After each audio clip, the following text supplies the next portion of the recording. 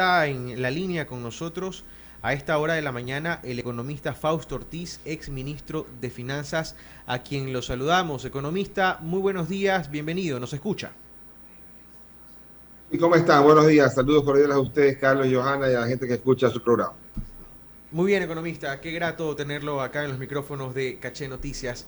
A grosso modo, ya luego Johanna entrará en las preguntas en detalle, ¿cómo evalúa usted en lo económico este 2021 que está ya terminando?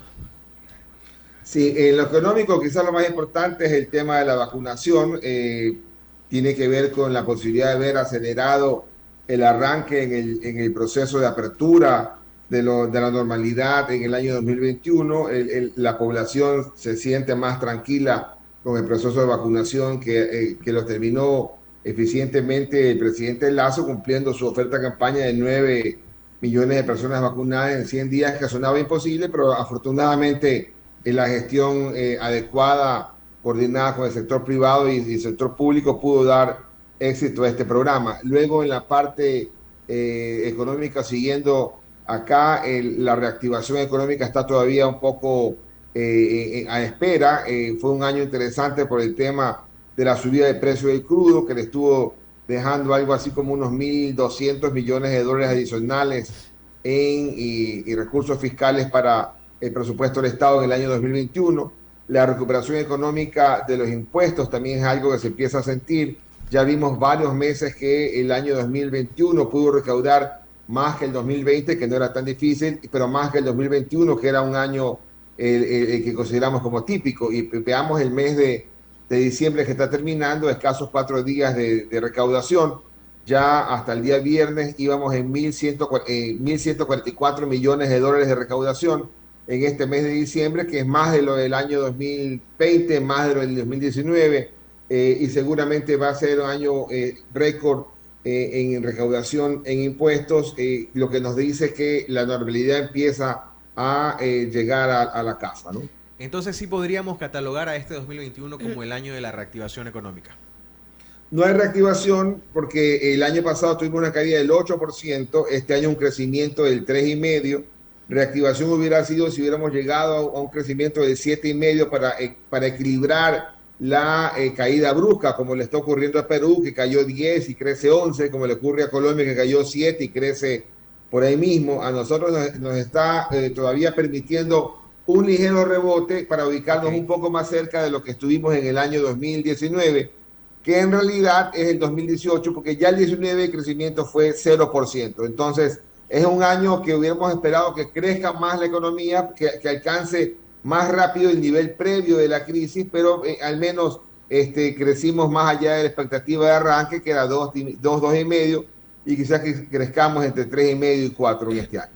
¿Es posible, economista Fausto Ortiz, que esta semana desde el gobierno se anuncie aquello de la posibilidad de revisar los precios de los combustibles que han sido ya congelados? Está este pedido de la CONAIE. La semana pasada escuchábamos al vocero presidencial Carlos Gijón decir que esta semana habría un anuncio en ese sentido. En el caso de que se revisen estos precios a la baja, hay una reducción de 10 centavos que se está pidiendo desde la CONAIE. ¿Es una decisión que conviene o no conviene al gobierno nacional desde su perspectiva? A ver, en la parte de los 10 centavos, es decir, supongo yo que en el tema del diésel, porque no creo que haya otro pedido ni en la super ni en la extra, la condición económica actual del precio del petróleo, que ya no está en niveles esperados de 80 o 90, que era lo que estaba quizás hace un par de meses.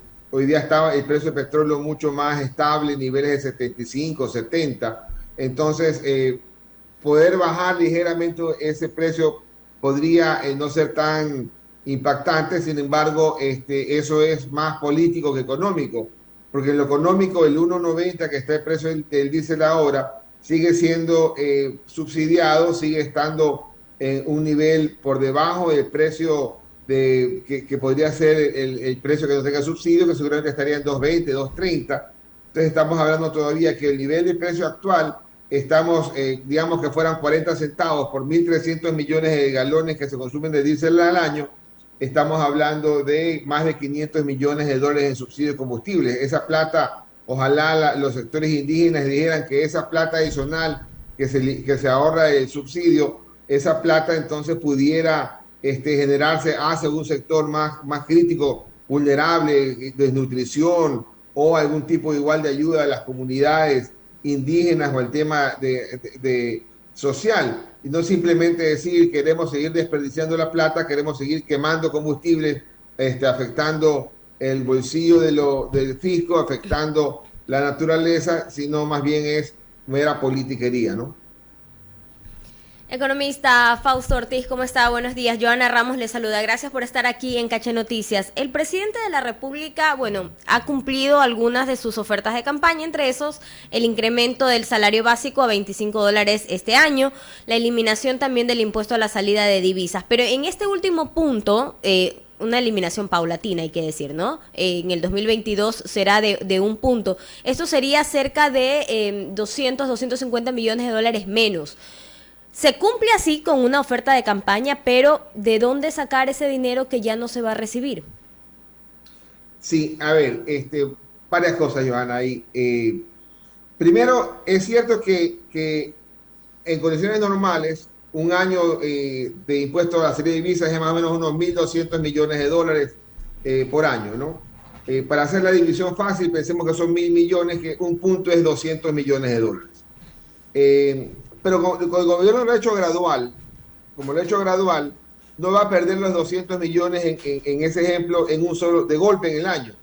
Como lo hace gradual, el punto 25 el primer trimestre le hace que pierda 12 millones y medio en el primer trimestre. Y va sumando, ¿no? El medio punto en el segundo trimestre le hace que pierda una cantidad, el doble, y al final del año lo que termina perdiendo el país en impuestos es 125 millones de dólares, más o menos el número para el año 2022. Es importante, pero puede ser compensado fácilmente en este año por la reforma tributaria que le está dando algo así como unos 1.900 millones de dólares en los 2 años, ¿no? Es decir, hay alguna suerte de compensación.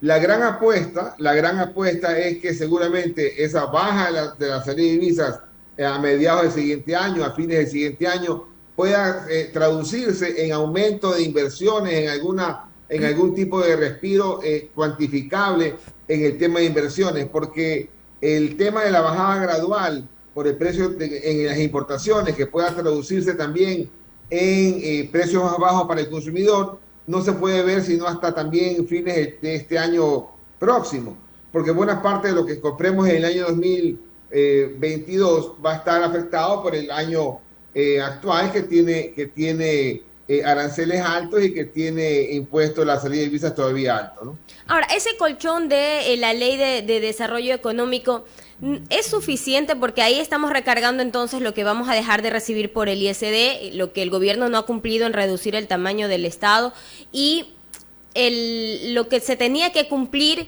para recibir el desembolso del Fondo Monetario Internacional, que se tenía previsto por este tema de las demoras por el COVID-19, que no iba a ser este año la revisión, sino pasa el próximo año, y también pasa obviamente el desembolso para el próximo año. ¿Este colchón de los 1.900 millones de dólares es suficiente?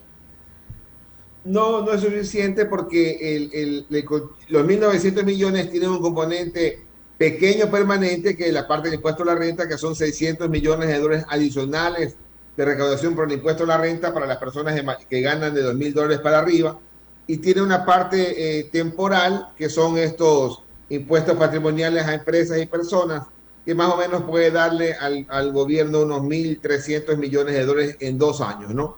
El temporal no sirve en el largo plazo, porque simplemente tiene un inicio y un fin. Lo que le ayuda al gobierno es que ese temporal le permite, ese impuesto temporal o recaudación temporal, le permite hacer esa baja del ISD sin mayor sobresalto, y trabajar en la reducción del tamaño del Estado. Es decir, trabajar con algo de calma en la reducción del tamaño del Estado, que es lo importante. Al final del día, el programa con el Fondo Monetario es algo pequeño en impuestos y mucho más fuerte el impacto en la reducción del gasto. Veamos cómo le va el gobierno en este 2022 y buena parte del 2023, para ver cómo reduce ese gasto y puede completar lo que no está todavía iniciado, de reducción de 5 puntos del déficit fiscal. Y también el gobierno tiene que ir chequeando cómo maneja el tema del impuesto perdón, de los combustibles, el precio, porque también forma parte el precio de combustibles en los acuerdos con el Fondo Monetario Internacional. Y también, bueno, el gobierno ha dicho que para el próximo año, en el primer trimestre, espera nuevamente salir a los mercados internacionales con bonos. Había escuchado que algunos economistas dicen que esto es una mala señal. ¿Usted piensa lo mismo? No es mala señal, creo que es mal momento, creo que no está el país todavía listo para ir al mercado internacional. El riesgo país, si uno lo mira actualmente, está en arriba de 800 puntos, lo que implica que si vamos a coger plata del mercado internacional, el mercado internacional te va a decir, sigue con la tasa del 10%, sigue siendo un país que emite bonos basura, sabemos que no vas a pagarlo en el futuro, por eso te damos esta tasa. No hay todavía alguna percepción internacional que diga, ya el país ha mejorado, ha bajado la posibilidad de caer en default futuro. Entonces, el gobierno tiene que usar esa opción porque sabe que no tiene fuentes de financiamiento adicionales, porque ya están limitadas. Lo que nos salvó la campana en los últimos 2 años ha sido el aporte frontal del Fondo Monetario Internacional, que nos ha dado más de 7.000 millones de dólares en estos 2 años. Y para el año 2022, el déficit fiscal se espera que esté bordeando, yo lo calculo, en unos 2.500 millones de dólares. Y el pago de amortización de deuda estará algo así como unos 5.000 millones, por lo tanto hay que buscar entre 7 y 7.500 millones de dólares. Pero esa plata ya no puede venir de los multilaterales, ya no puede venir del Fondo Monetario, del Banco Mundial o el BID solamente. Necesitas ampliar la base de captación y el gobierno dice, bueno, ahí está el mercado internacional, pero el mercado internacional todavía está en niveles altos de tasas para ofrecer al país. Economista Fausto Ortiz, ex ministro de Finanzas, muchísimas gracias por estar aquí en Caché Noticias. A ustedes, saludos cordiales y un feliz año 2022. Igual, un feliz año también para usted. Esperemos que pronto tenerlo nuevamente aquí en Caché Noticias.